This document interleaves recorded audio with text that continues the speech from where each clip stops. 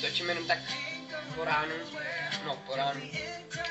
že poledne, ale točím proto, abych sám mluvil. Už dlouho nebylo žádný video. Je to z toho důvodu. Já už mám jako natočený videjko, ale mám to jenom natočený. A ještě upravovat. Já jsem mi to nechtěl. Pak mi to na chvíli úplně vypadlo z hlavy. Já jsem si vzpomněl, říkám jo, musím natočit nějaký videjko, abych sám mluvil.